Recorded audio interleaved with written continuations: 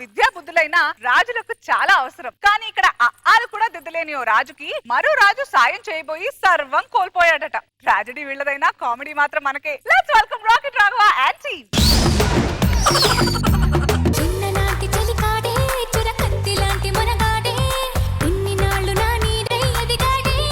నన్ను అందరూ వీరుడు అంటారు. ఎవరైనా రాజు కష్టాల్లో ఉన్నప్పుడు నన్ను పిలిపిస్తే వెళ్ళి రాజుగారిని గెలిపిస్తా. దాంతో నన్ను మెచ్చుకుని నాకు బోల్డ్ అని కానుకలు ఇస్తుంటారు. అవి తీసుకుని వచ్చేస్తుంటా.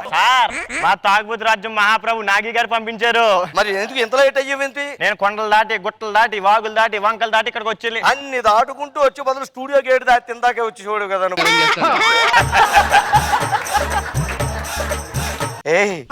ఆ సింహం ఎవరు? పక్కా కమర్షియల్ లో యువరాజా వారు గోపీచంద్ వారు. ప్రణామములు యువరాజా. ప్రణామములు. వారు మహారాజు మారుతి గారు. మీకు తెలుసా? మీకు కూడా తెలుసు. లాస్ట్ టైం వచ్చినప్పుడు క్యారెక్టర్ తన ఆఫీస్కి రమ్మంటే మీరే వెళ్ళలేదు. బలిసి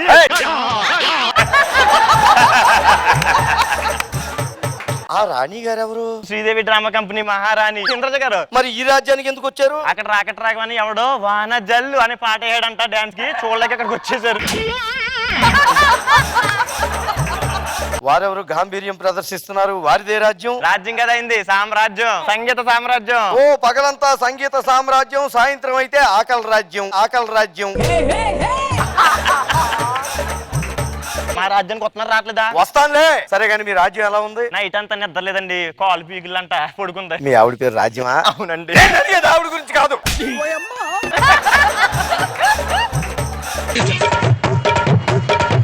లింగిడి లింగిడి కింద జంగిడి జంగిడి కింద కుసుమురి కుసుమురు ప్రయాణంద మల్లెపూలు దళంగా శ్రీకాకుళం దండలు. ఏడ్రా ఎవడ వీరు తీసుకొస్తారన్నా ఆడుకోండి. ఈడు మోరంతలేదు ఈడినట్టు.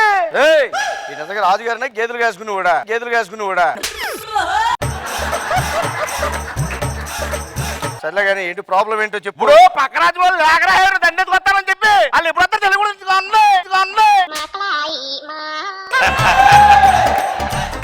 ఇప్పుడు ప్రాబ్లం ఏంటో చెప్పు మళ్ళీ. మళ్ళీ ప్రాబ్లం పడుతున్నట్రా ఇప్పుడు నువ్వే చెప్పరా. పక్క రాజు వాళ్ళు లేక రాసారంట దండెత్తుకు వస్తానని అది చెప్తున్నారు. అదే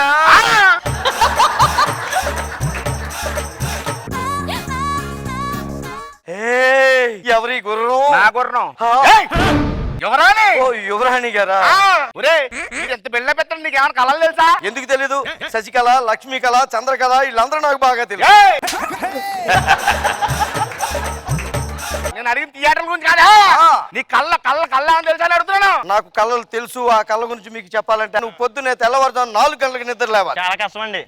అప్పుడు దాకా తాగి పడుకుంటే ఇంకెగలు ఇస్తాడు. ముందుగా సూటిగా ఒకటి అడుగుతున్నా. నువ్వు యుద్ధానికి వెళ్ళాను. శత్రుదేశపు రాజు కత్తి పట్టుకున్న అరివీర భయంకరంగా ఓ అన్ని మీదకి వచ్చేస్తున్నాడు. అప్పుడు నువ్వేం చేస్తావు? వెనక్కి తిరిగి పరిగెత్తుకుంటూ వెళ్ళిపోవాలి.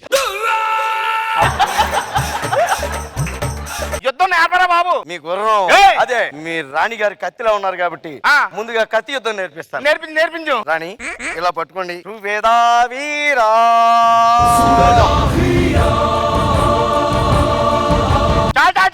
బాబు నేర్పించు. ఏంటి నువ్వు కత్తి తిప్పుతావు అంతే కదా? తీసుకో. ఇది నీ బతుకు. మళ్ళీ నీ కత్తి నేర్పించాలట. Time waste. పైకి నుంచే.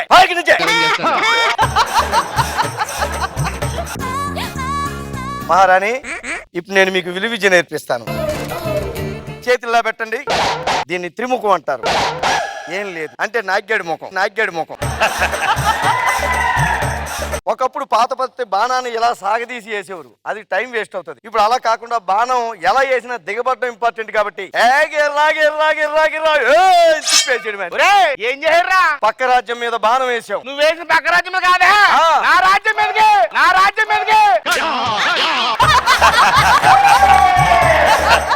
కాదు గురువు గారు, ఒకటే బాణం ఉంది. మరి ఇప్పుడు ఎలా చేస్తారు? అది ఓపెన్ చేద్దాం. బాణం ఒకటే ఉంది కాబట్టి సంకసాపని చెప్తాను. సరే అలాగే వేసుకుని బాణాన్ని ఏం చేస్తున్నావు? మిమ్మల్ని వదిలేస్తానండి బాణంతోటి.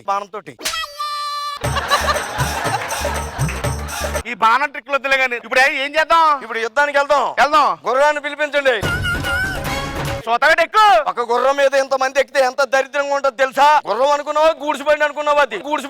అది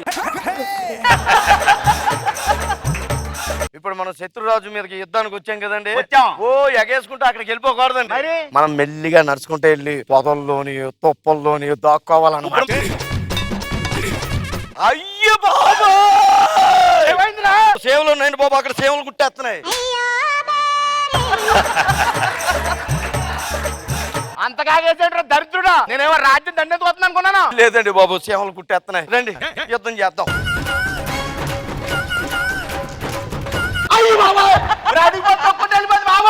బంది కాదండి బాబు, శత్రురాజు వాళ్ళు వచ్చారు. ఏయ్, పిచ్చగా ఉందేంటి? మా రాజుగారి మీదకి యుద్ధానికి వస్తాను లేఖ రాసి బెదిరిస్తున్నట్టు. నేను ఒరే, ఇప్పుడు అది రాయలేదు, మరి ఎవరి లేఖ ఎవరు రాయారు? మీ లేఖ మీకొచ్చిందా? అదే నీకు తెలిసి లేఖ గురించి నేనే రాశానండి. నువ్వు రైట్ పెట్టి ఖాళీగా ఉన్నప్పుడు సరదాగా రాజులందరికీ ఉత్తరం రాసి యుద్ధానికి వచ్చేస్తానని బెదిరిస్తాను. నేనే హెల్పింగ్ వెళ్ళినట్టు వెళ్ళి వాళ్ళ దగ్గర డబ్బులు తెచ్చేసుకుంటూ ఉంటాను. ఏంటి ఇప్పుడు కొడతారా మీరు? ఒక్క నిమిషం. ఏంటి మా రాజును కొడతావా నువ్వు? మా రాజుకు మీసం లేకపోవచ్చు, కామెడీ రాకపోవచ్చు, మా రాజు మీద చెయ్యత బస్తీ మేస్తావా? ఇప్పుడు ఇక్కడ దాకా వచ్చాక యుద్ధం జరగకపోతే బాగోదండి. ఆ ముచ్చట కూడా జరిగిపోవాలా. బస్తీ మేస్తావా అంతా చూసుకున్నాను.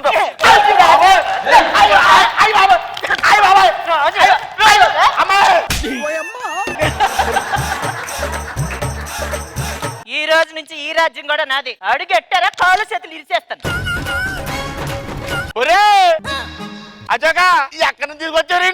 నేను తీసుకురావడం ఏంటండి, ఆడు నన్ను తీసుకొచ్చాడు. రాజుగారు మీరు ఏం కాకారు పలకండి, ఏం పర్లేదు, నేను ఉన్నాను. బాణం ఏదండి, ఎవరో తీసేశారండి బాబు. తీసేయలేదా? నువ్వే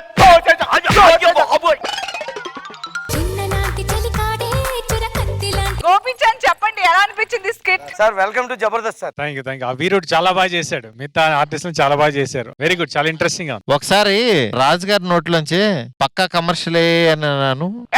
పక్కా కావాల్సిన టీం అందరూ బాగా చేశారు. చాలా బాగా చేశారు. స్కిట్ కూడా చాలా బాగుంది. Thank you so much Marthi garu. Thank you అండి. ఇందు మ్యామ్, ఎలా అనిపించింది skit? Very very happy. Super Raghava garu, keep it up. Thank you Indu ma'am. Mano garu fantastic Raghav గారు, అందరూ బాగా చేశారు.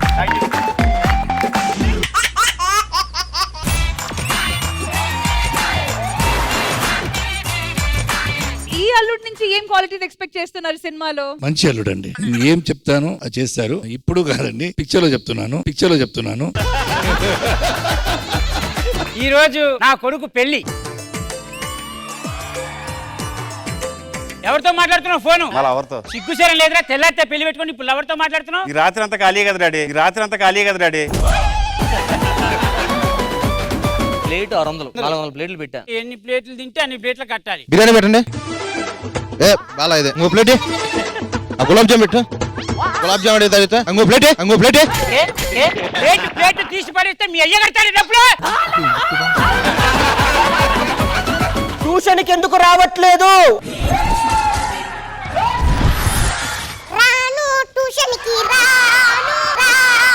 ఎంతకు తెగించారా? ఏంటి ఏమైందిరా?